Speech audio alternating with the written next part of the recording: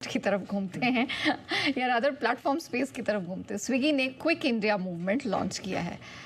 अब ये मूवमेंट है क्या और नोमुरा की स्विगी पर रिपोर्ट क्या खास है, ज़रा ये समझ लेते हैं। अंश, ये क्विट इंडिया मूवमेंट सुना था, ये क्विक इंडिया मूवमेंट क्या है, ज़रा बताइए। ये वो है जहाँ पे आपको जल्दी से एक्ट करना होगा वरना डील आपके हाथ से निकल जाएगी। क्या डील है?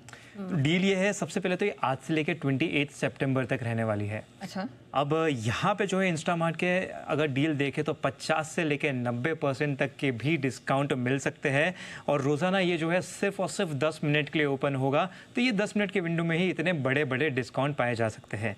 यहाँ पे अगर हम देखें तो इनका क्लेम है कि ये इंडिया का अब तक का सबसे क्विकेस्ट सेल होगा और डील में देखें तो ये तो होंगे लेकिन कुछ और भी डील्स रहेंगे आईफोन और दूसरे मेजर ब्रांड्स पे भी। हाँ, इनके ऊपर 90% तक का डिस्काउंट नहीं होगा लेकिन ये भी कहीं ना कहीं अच्छे डिस्काउंट पे मिलते हुए नज़र आ सकते हैं।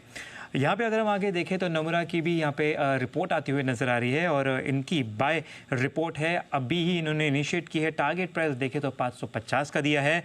इनका कहना है कि क्विक कॉमर्स में स्विगी जो है काफ़ी अच्छे चैलेंजर पोजीशन में बैठा है और आने वाले समय में इनकी प्रॉफिटेबिलिटी जो है वो काफ़ी अच्छी इंप्रूव होते हुए नज़र आ सकती है।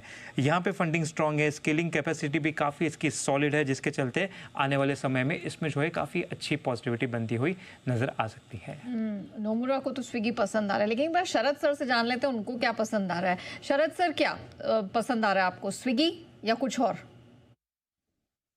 मेरे हिसाब से कंपैरेटिवली स्विगी बेटर पोजीशनड है। 4.6 टाइम्स एक साल फॉरवर्ड ईवी टू सेल्स पे है, जहां इंटरनल वगैरह शायद ऑलरेडी 7 साढ़े 7 टाइम पे ट्रेड कर रहे हैं।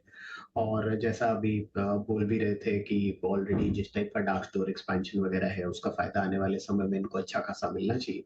तो मुझे लगता है अगर कंपैरेटिवली देखा जाए तो बियॉन्ड इसके कि इंटरनल में ऑलरेडी प्रॉफिटेबिलिटी बॉटम लाइन पे आ गई है, स्विगी में वो अवेटेड है। बट मुझे लगता है जो प्लेटफॉर्म बिजनेस है उसको ज्यादा इस पे नहीं, ट्रेडिशनल मैट्रिक्स पे नहीं देखना चाहिए। तो वहाँ पे मुझे लगता है इंटरनल से ज्यादा स्विगी में अपसाइड है, लगभग 30-35% अपसाइड यहाँ से कम होनी चाहिए।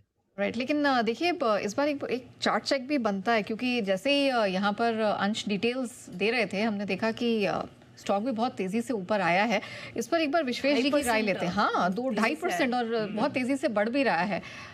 क्या बात है अंश? क्विक इंडिया मूवमेंट आपने एक्सप्लेन जैसे किया, क्विकली स्टॉक ऊपर आ गया, मूवमेंट बन गया, क्विक स्टॉक मूवमेंट आ गया। Very well. इनफैक्ट इस पर एक बार विश्वेश जी की भी राय लेते हैं। विश्वेश जी, जरा चार्ट देखें और बताएं अब आगे के लिए कैसा एक्शन स्विगी में बन रहा है।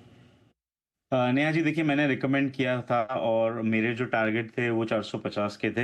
मुझे ऐसा लगता है कहीं ना कहीं जोमेटो और मैंने कहीं रिपोर्ट में ही पढ़ा था फॉरेन ब्रोकरेज की, स्विगी और जोमेटो के बीच में 30% ज़्यादा का प्राइस डिस्काउंट नहीं होना चाहिए in terms of market cap. तो मुझे लगता है स्टॉक में बहुत अपसाइड है। यहाँ से 520 के स्तर हम इमीजिएटली एक्सपेक्ट कर सकते हैं। यहाँ पे फ्रेश खरीदारी भी कर सकते हैं। 425 के स्टॉप लॉस से मेरी सबसे खरीदारी करनी थी और जितनी सारी चीज़ें अंश ने कही वो 10 मिनट का विंडो शायद हम लोग भी एक्सप्लोर करना चाहेंगे।